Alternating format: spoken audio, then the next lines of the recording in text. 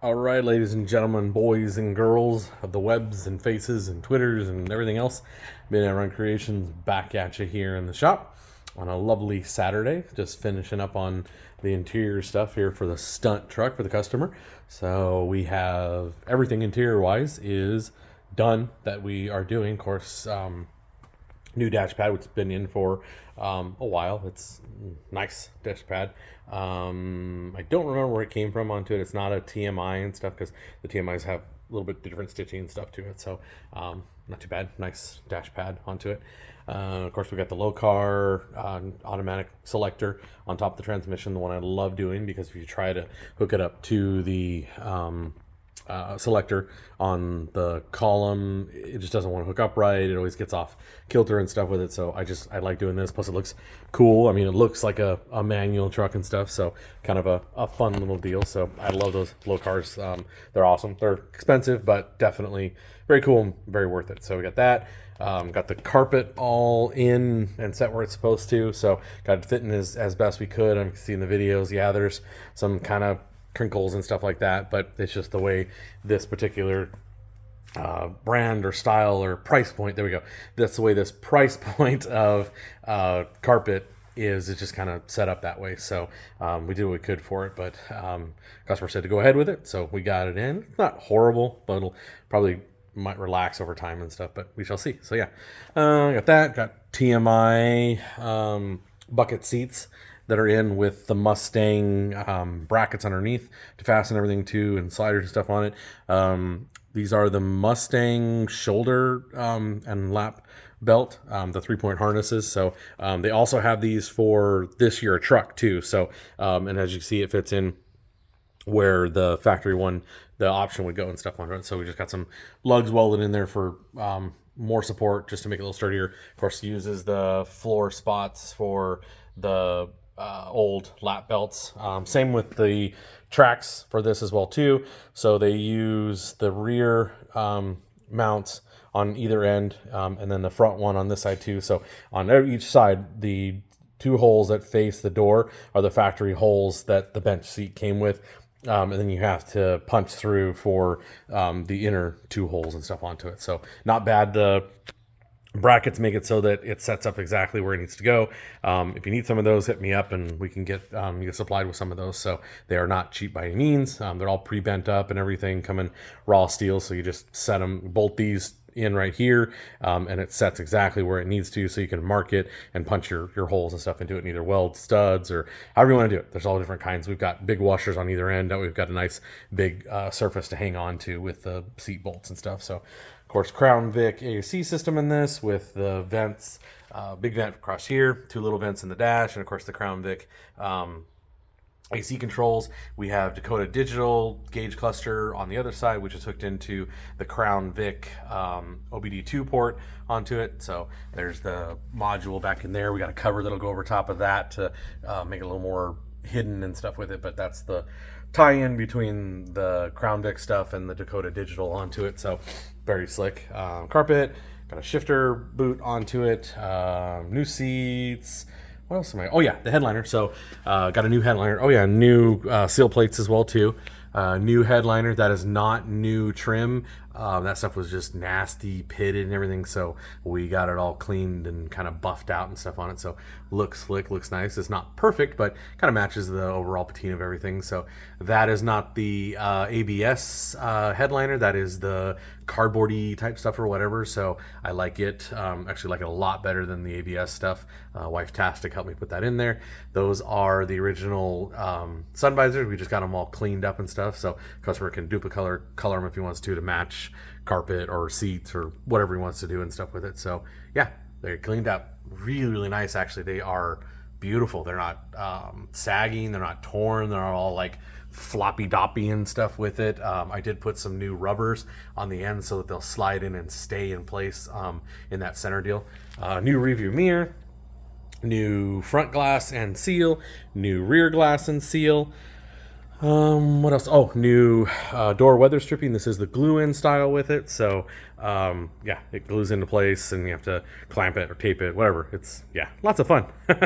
Oh, yeah. And the last thing we did, which my little helper man helped me with, we got new, beautiful, look at that. Those are gorgeous.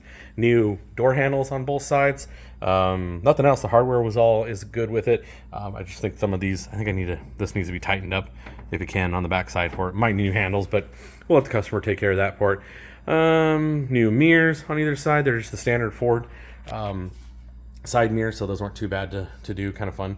What else we got? Yeah, so that is it. The customer got a carpet type of thing for there, but it's not the right one for this style. It doesn't fit. It comes too far over here where this notch is in and stuff, and if you try to close it, then it ends up slamming and crinking in this and stuff. So we'll just throw it in a box and give it back to him when he gets it back. So yeah, that is all we're doing. Oh, with the headliner, I think I said in the other video, I put some of the Weather King inside here, so more of a thud kind of thing instead of the bang bang bang rattling can type of deal with it. So definitely wouldn't hurt to have some of the same thing inside these door panels, or across the back behind the seats here on that would be really nice spot for it too, to kind of limit those rattling and can noises and stuff onto it. So be interesting, be fun to take this for we're gonna take it around for a cruise now that we've got all this interior and new weather stripping and stuff into it. So kind of see how things run and ride. I mean, it's still an old truck, but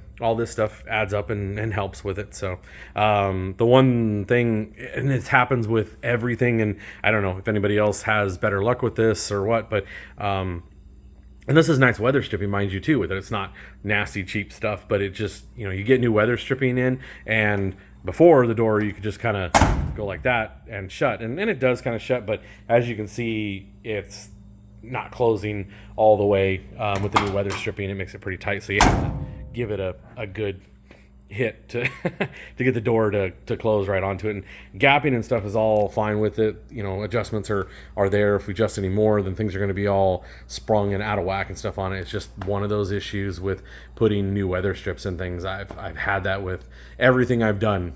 I had a 66 Skylark that I did. I don't know if it's on my channel here or not, but we did that thing, and I had that car for 2.5 years after putting weather stripping in, and still the day I sold the thing, and half its life was in Arizona where it was warm and everything else. We even tried like Vaseline or like conditioning stuff like I've seen online that you put in to make the rubber pliable and stuff with it, and it didn't matter. You still had to slam the doors to get them to shut and stuff, and the doors spring out at you when you hit the handle and stuff. So I don't know. It is what it is.